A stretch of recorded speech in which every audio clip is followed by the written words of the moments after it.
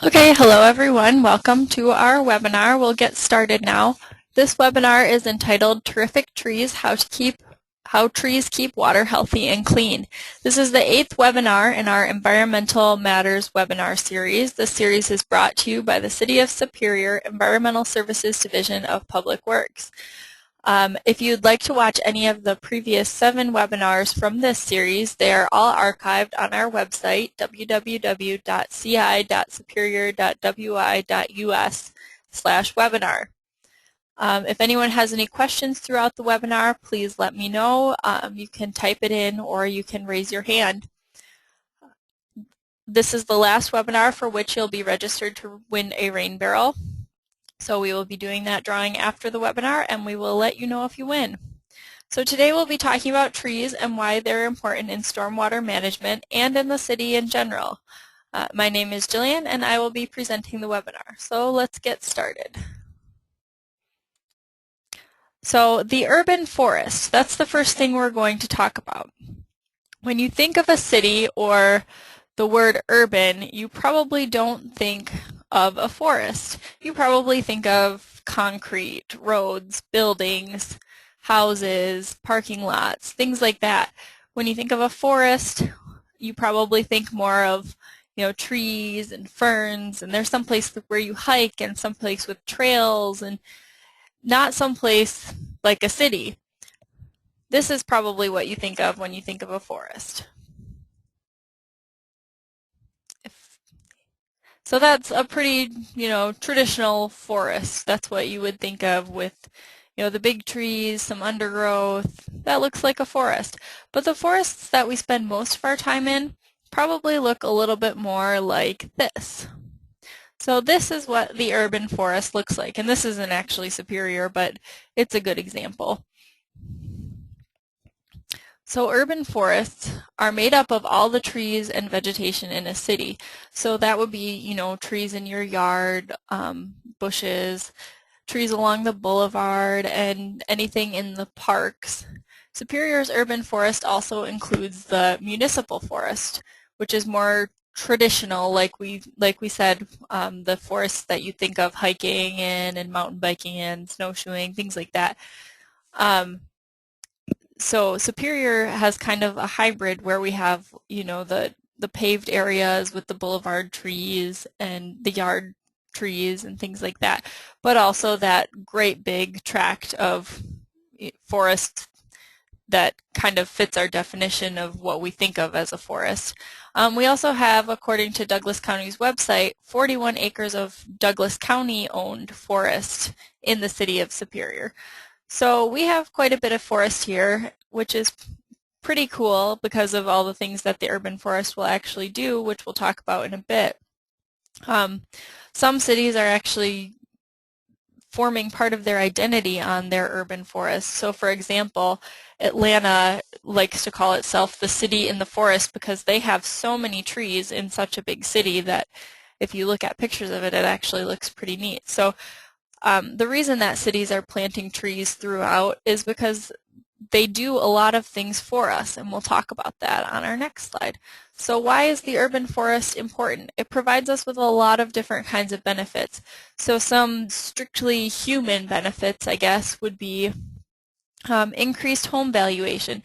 If you have a mature tree in your yard, your home value actually increases by 7 to about 19%. So you could get more money from your house when you sell it just because you have a mature tree there. Homes that have trees also sell more quickly than homes without trees in their yard. Better business profits can result from an urban forest or the presence of trees. So businesses with trees near them have about 12% higher income than businesses that don't. So those are some pretty good economic benefits. Another thing is energy savings. So trees, as you know, lower local air temperatures.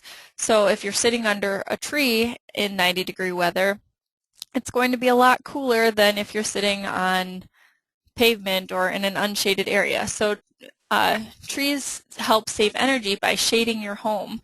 They also cool the local air by through transpiration.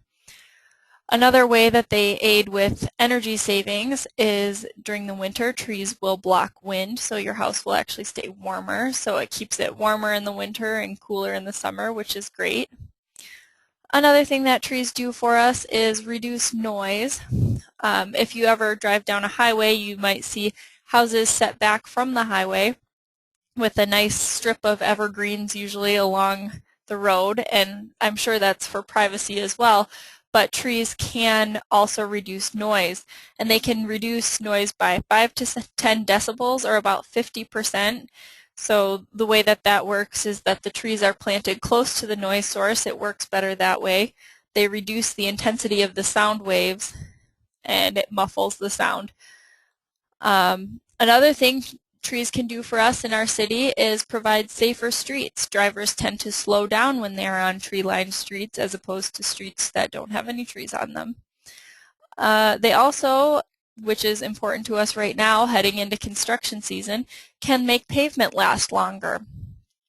Some people might think this is counterintuitive because you think, you know, a big tree, the roots might make the pavement pop up, things like that.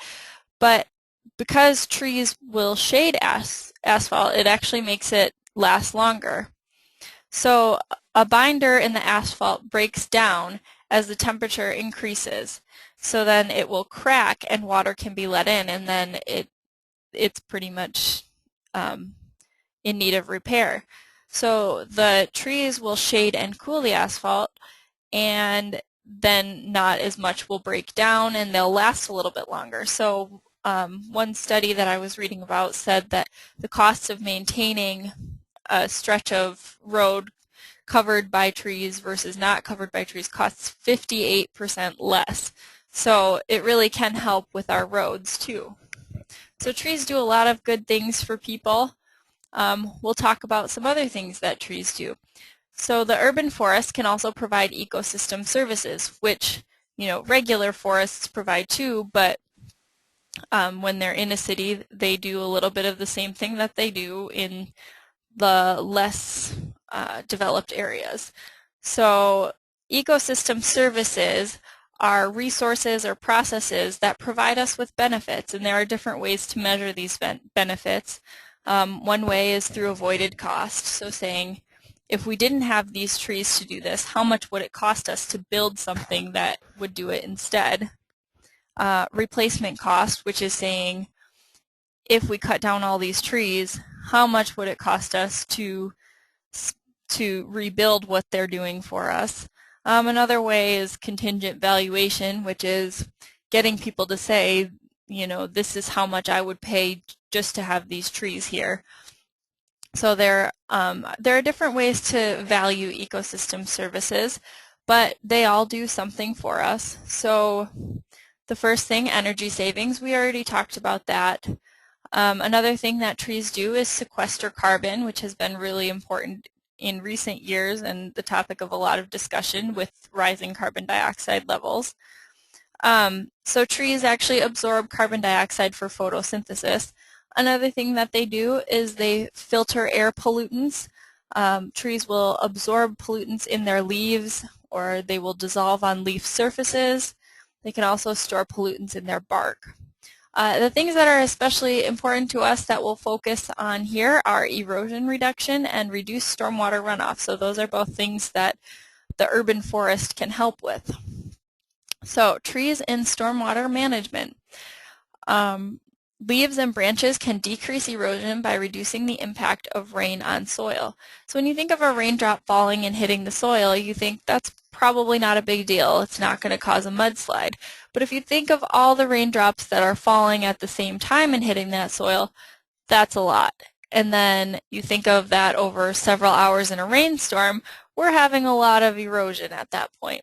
So leaves and branches can reduce that impact and make it so the raindrop doesn't hit the soil quite as hard.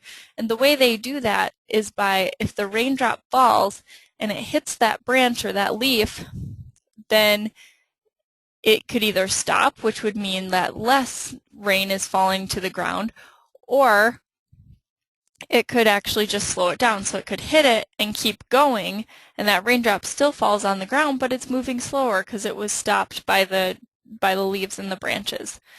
Another thing that trees can do is capture water and sediment and slow them down, decreasing erosion. So that's another way to decrease erosion.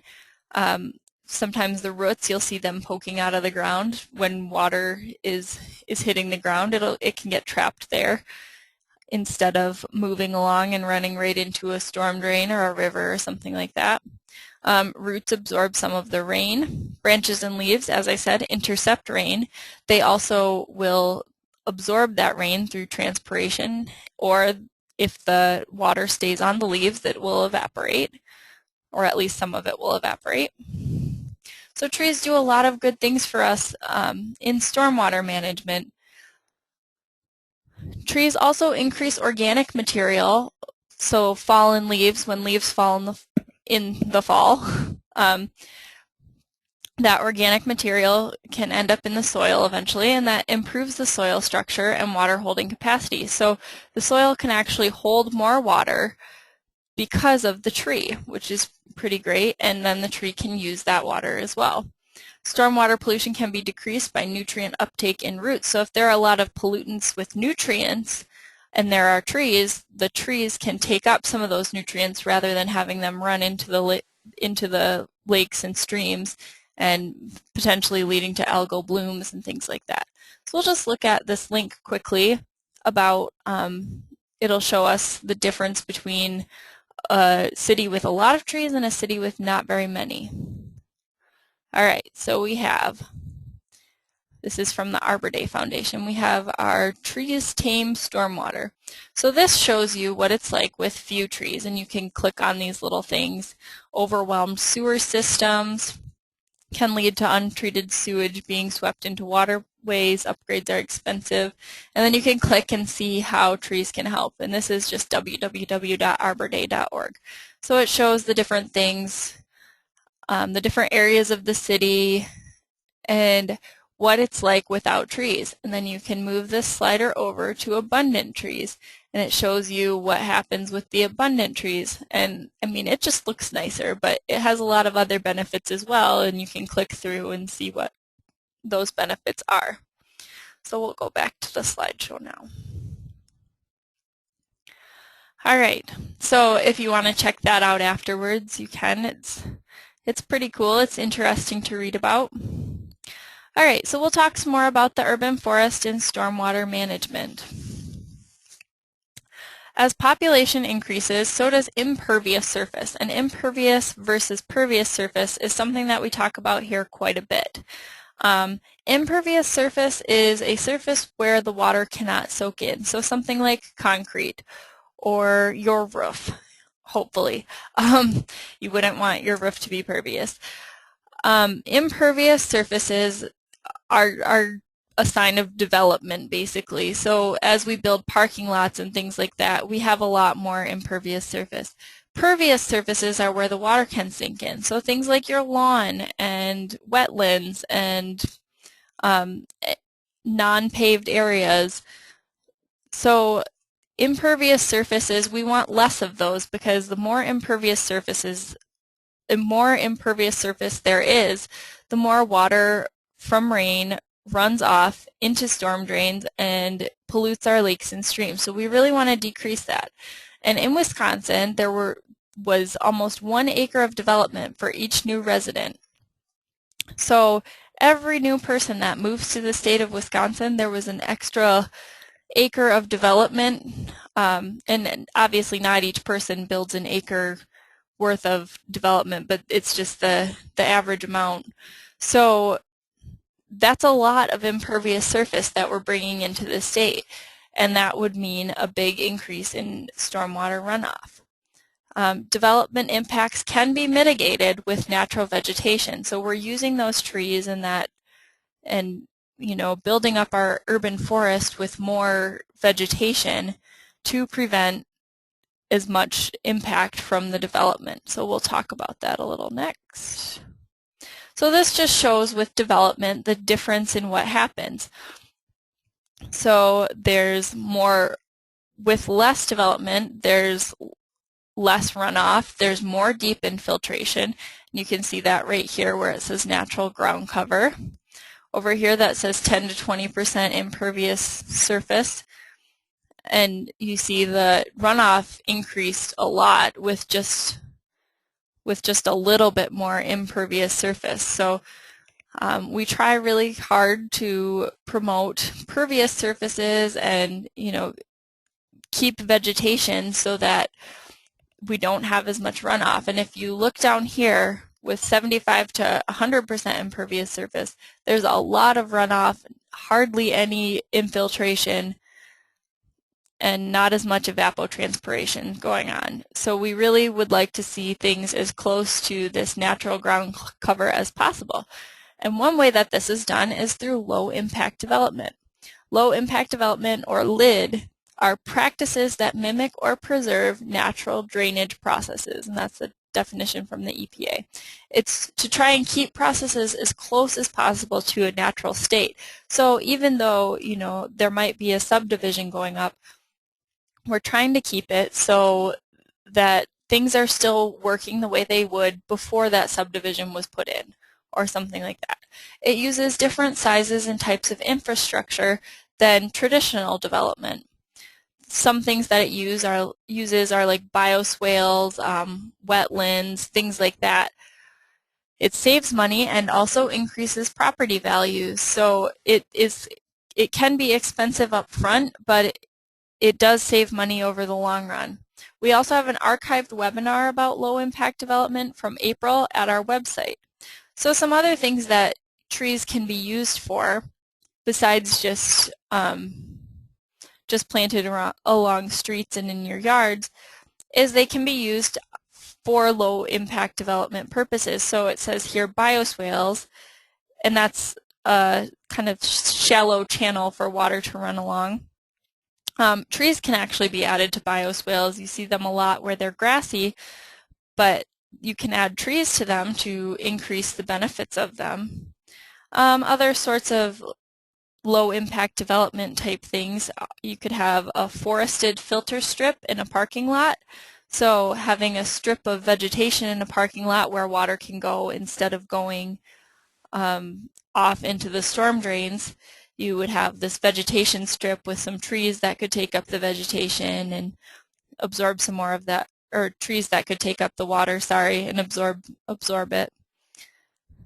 And those have been found to be pretty helpful.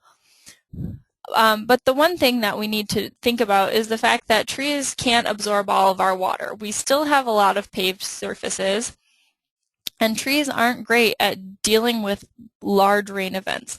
They're much better at intercepting water during small events and not intense events. So things where it's like an inch of rain over 2 days instead of an inch of rain over 2 hours.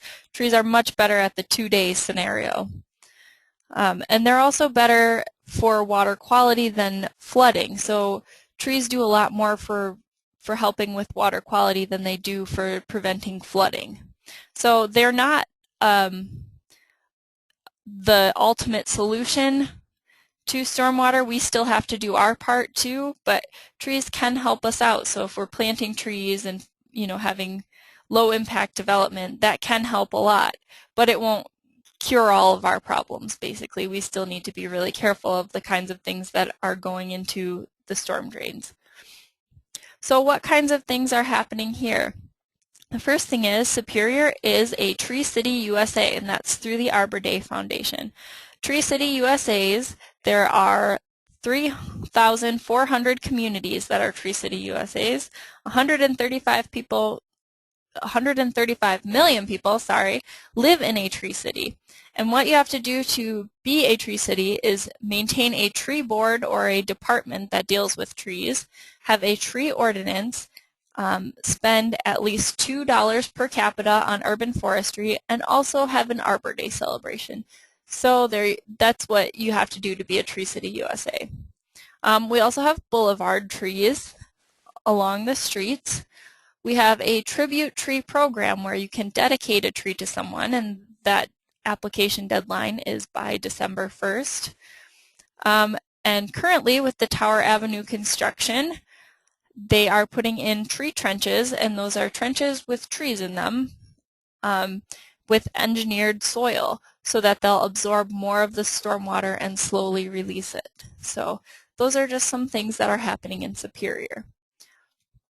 So here are just some sources quick. All right, well, thank you for attending. That's actually the end of our webinar. I hope you learned a little bit more about urban forestry and trees. So everyone who attends this webinar and has attended any of the webinars in the past, starting in February, which is when we began the series, will be entered into a drawing for a free rain barrel provided by the Walmart Foundation. Check out our upcoming webinars. So our next webinar is June 4th. That's next Tuesday at 12 p.m. It's called Where Do I Take It? And we will be discussing e-waste and hazardous waste, why they're a problem, and what you can do with them. And our next one will be June 25th at 12 p.m. Most Wanted Aquatic Invasive Species. Oh, sorry about that. And you can see on here a few more that we have coming up. So thank you for attending. We hope you attend again. And if you have any questions that you did not think of while you were watching the webinar, feel free to contact us at 715-394-0392. Thank you.